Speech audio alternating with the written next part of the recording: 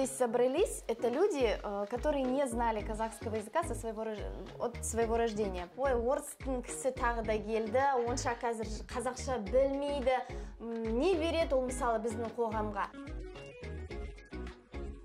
Мен үшін авторитет болып жүрсіз енді. Все меняется в этой жизни. То есть я путала, где Г, где Г, я не могла. И она всегда удивлялась, говорит, мен түсінбеймін, неге сен осылай таза сөйлеп, қатемен жазасың. Өмір деген жизнь, Дмитрий Сергеевич. Жизагүл Өмірбекқызы. Аспанға қараймын, жұлдызды санаймын, сол жұлдыздың ішінде сен жоқсың арайлым. Люди разных национальностей в Казахстане свободно владеют государственным языком.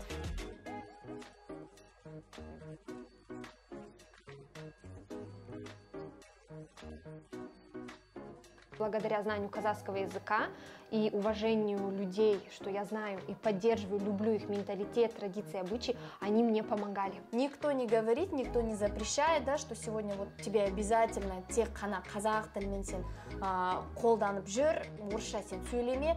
Құдайға шүкір, біздің республикамызда ондай нәрсе жоқ.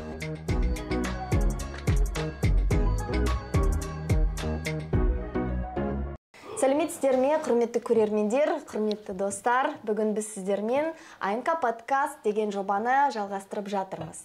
Жалпы көңіл күйдеріңіз қалай, достар? Бүгін бізде Катерина қонақтарымызда, Дмитрий қонақтарымызда. Енді негізі Катя және Дима деуге болатын шығар, я? Иә, әрине. Жақсы, көңіл күйлеріңіз қалай? Керемет, тамаша.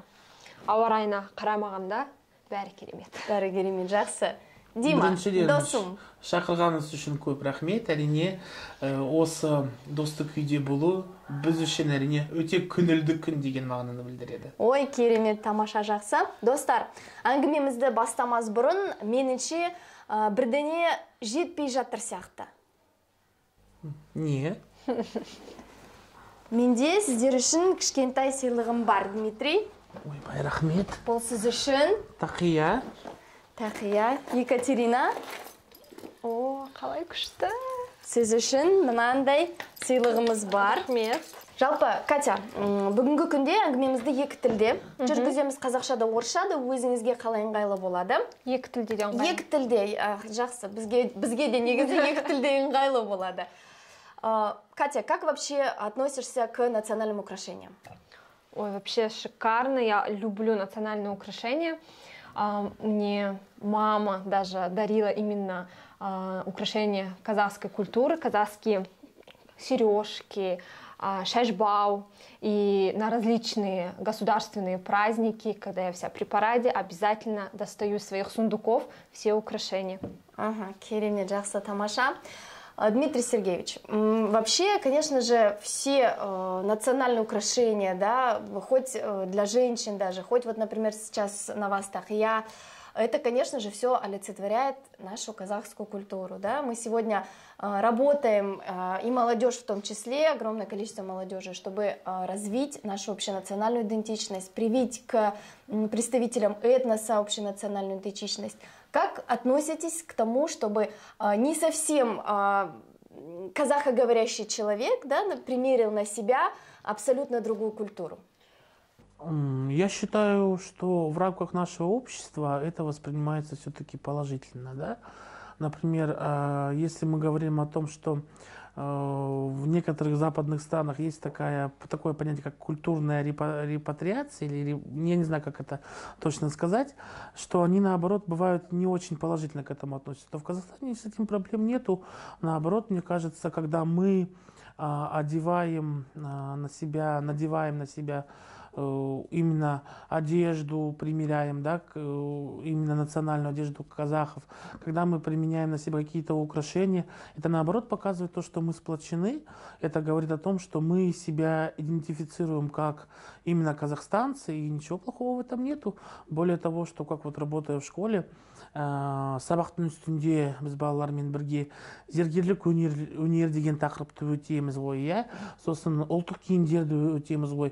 Мұғалім ретінде мен балаларға осы ұлттық киімдерін және де осы әшекейлерді насихаттап жүрмін ғой. Өйткені міндетті түрде тіл білу үшін, қазақ тілін білу үшін, кез келген тілді білу үшін әрине осы халықтың мәдениетімен және де ұлттық киімімен және де зергерлік өнерімен, тарихымен балаларымызды танысуымыз керек.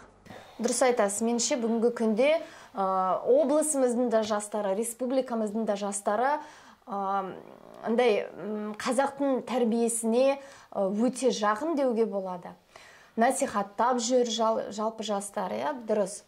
Жақсы, друзья, вообще у нас сегодня такая с вами неформальная беседа, неформальная встреча. Я не хочу выступать в роли ведущего, и, наверное, это будет не совсем правильно, потому что, Дмитрий, сколько с вами лет? Мы уже общаемся. Катя, сколько лет уже знаю тебя, поэтому, наверное, будет правильно, если мы будем друг друга дополнять, совместно вести беседу, возможно, даже задавать друг другу вопросы. Может быть, не я вам, а друг другу вы. Наверное, это будет правильно, интересно. Да, мы с Натальей, можно сказать, бір ұяның балапандарымыз, бір филологияны бітірдік. Я неше жыл бұрын, қанша жыл бұрын? Мен 8 жыл бұрын филологияны бітірдім. Ой, есімде жоқ, негізі Дмитрий Сергеевич. Менде 9 жыл. Менде 9 жыл болады, Сізде 9 жыл, иә. Жақсы. Туған кафедрамыз, тіл және әдебиет теориясы кафедрасы. Жалпы, Дима осы универге келген кезде мен оған онша жақындамадым. Ой, орыстың кісі тағы да келді, онша қазір қазақша білмейді. Не береді ол мысалы біздің қоғамға? Жалпы қазір хит болып жүреді да, сосын кетеді. Бар ғой бізде андай жастар қазақ тіліне бөліп, содан кейін қазақ тілімен ешқандай байланысы жоқ оларда, өз өмірімен кетеді да. Ол сол кісі сияқты ғой, енді онша нетпейді. Бірақ содан кейін Дмитриймен араласқан кезде уже түсіне бастайсың қандай адам екенін. Было очень интересно, потому что были всякие разные моменты. По-моему, Дима, ты был единственный, да, в классе, кто учился, мальчик, да, у вас были девчата? В группе, да. В группе. В группе, да. А Наталья в то время для меня вообще была кумиром. Вы что? Біздің Шпагина Натальямыз бар. Ол қазақша судай, қазақша судай біледі. Мен мәссаған. Бізге общий пар болды ғой, сол кезде жалпы ортақ сабақтарымызды бірге жиналдық қой. Әдебиеттен ба әлде, тарихтан ба? Білмеймін, балалар әдебиеттен де кездестік. Да, у вас сокращенная уже была форма обучения. Бізге қаншама адам отырды ғой. Наталья мықты осы өсінде үлкен дәптерді әкеліп сабақта айтып. Ахмет Байтұрсынов, мысалы, Ыбырай Алтынсарин басынан бастап. Енді Шынар апайдың сабақтары әлі есімде бар. Иә, менде де есімде. Осы балалар әдебиеттен сабағы, өйткені апайымыз өте андай, енді жауапты қатан адам болды, көп тақпақ берді. Мысалы, бір аптаның ішінде 4-5 өлеңді жаттап алу керек. Жаттап келесінде апайға сабақ айтасында осы тақпақтар арқылы негізі тіл өте жеңіл үйренуге болады. Иә, болады. Мысалы, соның арқасында, мысалы, былтыр мен осы қаланың қазір айтам, Ахмет оқуларына қатысып, мысалы, осы Шынардың апайдың сабақтары маған үлкен көмек берді. Өйткені сол кездегі, мысалы, бірнеше тақпақтарды жаттап, мен оларға сахнадан айтып, ешқандай дайындық болған жоқ, осы қаланың деңгейде 3-ші орынға ие болдым. Да, рас, Дмитрий Сергеевич, бүгін сіз мен үшін авторитет болып жүрсіз енді. Все меняется в этой жизни. Да. Катюша, ты работаешь с детками, да? Балалармен, балаларға сабақ бересің. Жалпы қоғамдық өмірінде қазақ тілімен байланыс бар ма бүгінгі күнде? Сен орыс мектепте жұмыс істеп жатсың, иә? Иә, әрине, енді қазіргі кезде қазақ тіліне өте көп көңіл бөліп жатыр.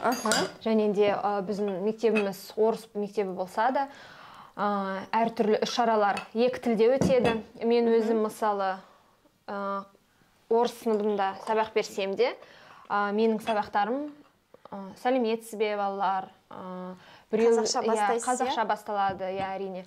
Біреу мысалы түшкірсе, бәріміз сау бол дейміз. Және де балалар соған үйренді. Мысалы үзіліс кезінде өздері жүгіріп жатқанда мен қарап жүрем, олар өздері де түшкірсе сау бол дейді. Мысалы, бұл менің қасымда ғана емес, және өздері ойнап жүрген кезде олар соған үйреніп қалды. Бұл өте жақсы деп ойлаймын. және де әрине іс-шаралар болғанда мені Дмитрий Сергеевич маған айтқандай, әр іс-шараларға мен қазақ тілінде жүргізуші болам. Жүргіземін. Бәріне ұнайды, енді мен өзімде ұнайды, шын айтқанда, осындай іс-шараларға қатысуымды. Все правильно. На самом деле сегодня, если мы будем с самого раннего возраста приучать к детей, да, к этой культуре, да, к традициям, обычаям, истории, вот именно тогда у нас выйдет поколение, воспитанное правильно в духе общенациональной идентичности. Наверное, так и должно быть.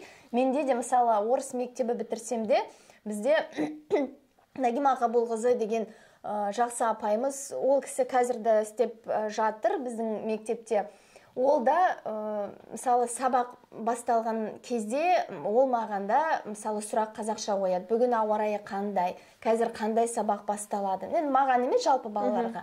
Содан кейін 9 жылдың ішінде ең, мысалы, қазақ тіліне жақындамайтын адам қазақша түсіне бастайды. Сұрақ қойған кезде ол да, мысалы, қазақша түсіне бастайды, жауап беруге тырысады. Қазір ауа райы, мысалы, бұлтты. Это тоже показатель на самом деле, потому что педагог не просто, да, сегодня там в грамматике объясняет, да, там языковые какие-то принадлежности, но и в разговорном. Наверное, это сегодня очень важно. Еще был один такой момент, вот особенно когда мы с Дмитрием Сергеевичем объезжали районные центры, мы много вместе работали, когда русскоязычные дети говорят, что мне, наверное, это не нужно, возможно, я уеду учиться в другую страну, но были и те, которые очень сильно интересовались. И вот как раз-таки свою историю, вернее, свой интерес нужно начинать вот с истории, а также вот с маленького возраста в обычной нашей жизни, с применения казахского языка. Ну вот. Знаете, хочу сказать интересную вещь, что вот говорят, что методика изучения казахского языка, вот раньше, которая была там, да, 90-шы жылдарында, мысалы, осы 2000-шы жылдарында, типа, ну, пайдасы жоқ. Вот вы говорите сейчас, типа, учитель задавал қарапайым сұрақтарды қоя отырып, біздің анау тілімізді дамыта отырып, бізге осындай нәтижеге келетін болдық, иә, нәтижеге келетін болдық. Бірақ та сол кезде менде де осындай сабақтар болды. Мысалы, біздің Гүлзира апайымыз, Нұржамал апайымыз бізге қарапайым сабақтың басында осы оңай сұрақтарды қоятын болды. Мысалы, қазір қандай сабақ? Қазақ тілі нешінші сабақ? Қазақ әдебиеті нешінші сабақ? Бізге 3-ке оқитын бала осы сұрақтарға еркін жауап беретін болды. Енді салыстыратын болсақ, қазіргі бағдарламада ондай жоқ. Бізде оқу мақсаттары бар, тыңдалым, оқылым, жазылым. Бірақ уақыт әрине оның басты көрсеткіші болады. Бірақ осы не айтайын дегенім, осы бұрынғы методикамыз, әдістемеміз кішкене тиімдірек болды. Меніңше, менің ойымша. Өйткені сол кездегі, мысалы, ешқандай күрделі мәтіндер болған жоқ. Қарапайым сұрақтарға жауап бердік, және де жаңа ғана айттым ғой, 3-ке оқитын бала осы қарапайым сұрақтарға еркін жауап берді. Но, Дмитрий Сергеевич, в этом есть и свои плюсы, потому что, скорее всего, вы, наверное, и применяете, возможно, многие моменты с прежней программы, потому что сегодня ученики идут к вам с особым интересом, потому что у вас есть свои, во-первых, авторские моменты, во-вторых, у вас есть сравнение с прошлым, например, да, как это можно соединить. Ну и, конечно же, бүгінгі бағдарламамен сіз әрине еркін жұмыс істей аласыз. Жақсы, это классно. Можно я тоже добавлю, вы вспомнили свои школьные годы, как вас обучали. Я тоже вспомнила, когда я пришла учиться, именно казахский язык у нас был, у меня учительница вообще не понимала, почему я, говоря так свободно на казахском языке, не могла писать грамотно. То есть я путала, где қ, где г, я не могла. И она всегда удивлялась, говорит, мен түсінбеймін, неге сен осылай таза сөйлеп, қатемен жазасың. Содан кейін бізде 3-ші ме 4-ші сыныпта Астанадан мықты мұғалім келген. Ол соны бәрін көріп, мені тек қана менмен, мысалы, көрдім осында мен қиналып тұрған. Он мне разработал специальную схему, он мне сказал именно, как читаются эти буквы. И я настолько это запомнила, что вот с 4 класса у меня вот по его методике больше у меня вообще никогда не было ошибок, и у меня диктанты всегда были вот 5-5, раньше как за ошибки, и какое-то грамматическое задание было. И вот тоже, когда я ездила тіл мектебі, вот ассамблеяның арқасында қай жаққа бардық біз өзі Баянауыл барған кезде, там были очень сильные методисты, и мы тоже начали говорить о том, на каком уровне сейчас находится обучение государственному языку и как внедрять именно. И там методист нам такую хорошую фразу сказал о том, что не надо с начальных классов требовать грамотное письмо, а уделяйте больше времени на общение, сөйлеуге, олармен сөйлеңіздер, олар түсінбесе, дұрыс жауап бермесе, оларға көмектесіңдер, ұялтпаңдар оны, дұрыс айтқан жоқсың, незаметно поправляйте это и разговаривайте больше. И тогда человек будет, когда будет больше словарного запаса, грамматика придет со временем. И я с этим соглашусь, мне кажется, то, что со временем мы к этому придем, потому что даже сейчас открываются, как это называются, пилотные проекты, погружение, именно внедряется такая методика. Я считаю, что это очень хорошо. Ну, классно. На самом деле, когда вот у нас есть одна особенность, да, вот все мы здесь собрались, это люди, которые не знали казахского языка от своего рождения. Ну и интересно, что каждый из нас, я уверена, проходил такие моменты, когда бір сөз айтсам, мысалы жұрт күледі, өйткені сен осы сөзді дұрыс айтпағансың. У меня были разные такие моменты, мысалы бастың орнына маз деп айтасың да, енді шатыстыра бересің ғой кезінде. Сосын, мысалы, топтағы балалар күледі, да. Это, конечно, очень сильно в свое время, да, с одной стороны, это несколько и напрягает, да, будем говорить молодежным языком, но с другой стороны, это тебя подталкивает, мотивирует. Саған әлі үйрену керек, саған әлі жаттықтыру керек, саған әлі түсіну керек, одан да мықты болу керек, да. И это как-то, ну, наверное, сегодня вот работая с детьми, наверное, стоит объяснять и говорить, что в любом случае вы будете проходить те моменты, когда даже мы с вами, если мы слышим какой-то, например, язык, да, вот на английском, очень часто это, в принципе, такое людское, да, мирское такое, когда мы коверкаем, например, какие-то там фразы или что-то, в принципе, это в обиходной жизни нормально. И, наверное, как бы нам нужно объяснять, что каждый должен пройти пути вот этого становления своего языка. Многие сегодня говорят, менде, мысалы, мен қазақша сөйлей алмаймын, мен жақсы түсінемін, бірақ мен сөйлей алмаймын, өйткені менде үлкен акцент бар, мысалы, бәрі күледі. Содан кейін адамға айтасың да, сен осы сол барьерді, сол таяқты саған өту үшін одан әрі сөйлеу керек, жақсырап. И это, наверное, нам нужно объяснять детям, чтобы они, например, те, которые сегодня имеют потенциал в изучении государственного языка, да, сейчас я говорю о представителях этносов, наверное, нам нужно все-таки объяснять им, что вам по-любому придется пройти вот этот вот путь, вот этот вот самый барьер. Да. Да, конечно, согласен, что были, конечно, такие моменты, сейчас уже и не вспомнишь, сколько их было. Ну, я не знаю, естественно, у всех разная психика, у всех разная психология, кого-то это наоборот заставит. Кто-то не да, Дмитрий Сергеевич.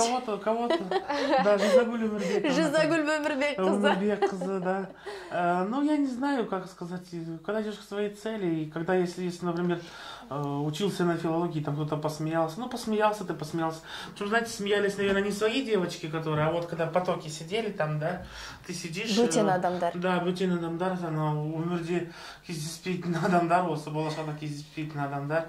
Енді күлме досына келер басына деген мақалын қазақтар айтады ғой деген мақалын телбай. Қазақ халқымыз бұрыннан бері қонақжай халық болған, бұрыннан бері осы кигіз үйіне кіретін болсан, сені міндетті түрде шаймен, мысалы, қарсы алады да. Поэтому я вас приглашаю к чаепитию, попейте, угоститесь. Без казахского чая, наверное, ни один дастархан не будет считаться полноценным. Ал жақсы, енді бәріміз филологпыз, да? Оқыдық. Вопрос, были ли какие-то интересные, смешные ситуации в жизни осы қазақ тілімен, мысалы? Немесе там где-то в обиходной жизни вам приходилось сталкиваться с чем-то таким, чтобы привело вот к смешной ситуации? Катя. Смешных ситуаций, конечно, было очень много. У меня подруга даже смеется, говорит, почему именно тебе это попадается? Я говорю, это вообще везде, просто я на этом заостряю внимание, потому что я знаю казахский язык. Но хотела бы рассказать, наверное, не смешной момент, а момент, который мне в будущем помог вообще. Я изначально училась на учителя английского языка, на факультете английского языка.